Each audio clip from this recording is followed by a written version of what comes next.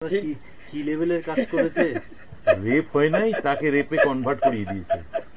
তুমি আর চিন্তা করো, ধরো আজকে তোমার বাড়ির মিসেসকে আমার বাড়ির মিসেসকে করাতে পারতো, আমরা বড় হয়ে করাতে পারবো না। দাদা সেখানে বাইরের লোক হয়ে তাদেরকে দিয়ে এটা করিয়েছে, মানে ক্ষমতা বুঝছো, টিএমসির লোক টিএমসির লোক তাদের করিয়েছেন। আপনারা কিভাবে মানে ওদের ওদের ব্রেন ওয়াশটা কিভাবে করতেন এটা বলেন দেখি। না, আমাদের নির্দেশ ছিল, হেল্প করেছে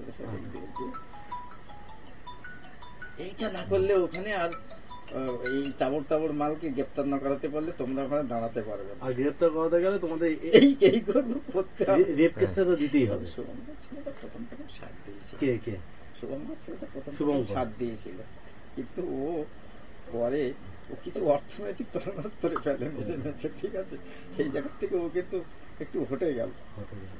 না এমনি শুভেন্দুদা এই জিনিসটা কি কন্ট্রোল করতো?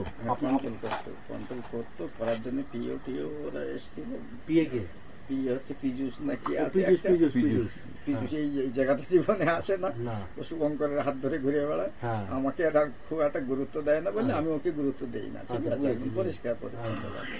ও যদি আমার সঙ্গে থাকতো তাহলে ও শুভঙ্করের থাকতে হতো না, আমি ওর পিএ কে দিয়ে কন্ট্রোল করিয়ে দিই। শুভঙ্কর গিরি তো নেজাটের। তাহলে শুভঙ্কর গিরি ও তো হচ্ছে আপনাদের বিজেপির সঙ্গে দেখলাম না, ও তো বিজেপি আপনাদের সংস্থান কনভেনার শুভঙ্কর গিরি। তাহলে ওই এদেরকে ব্রেন ওয়াশ করতো, আমাকে দিয়ে বলতো যে এইটা করতে হবে ওইটা করতে হবে। আপনারা কি ব্রেন ওয়াশ কিভাবে করতেন? ওই তো যে কমপ্লেন গুলো এইভাবে করো আর আপনি সেটা করিয়ে দেন, ঠিক আছে, ওরা যেটা বলতো আমি করিয়ে দিতাম। না আপনি মেয়েদেরকে একটা মেয়ে যখন লিখতো যে আমাকে রেপ করেছে, মানে যেটা হয়নি তাও সেটা লিখছে, তা সেক্ষেত্রে তো ওরা তো প্রথমে তো না বলতো তো আপনাকে। না বলেনি, ওরা যেটা বলেছি সেটা শুনেছি। মোটামুটি যে আপনাদের এই আন্দোলনকে ধরে রাখতে দিলে ওদেরকে গ্রেপ্তার না করা পর্যন্ত কিন্তু আপনাদের এই আন্দোলন সাকসেস হবে না, মানে শিবু শাহজাহান পরবর্তী দিনে এদের গ্রেপ্তার না করলে এখানে আপনাদের টিকতে দেবে না, বুলেটের আঘাতে আপনাদের শেষ করে দেবে। তাই করে দিত। আমি বললাম যে ওকে জবানবন্দির জন্য নিয়ে যাওয়া।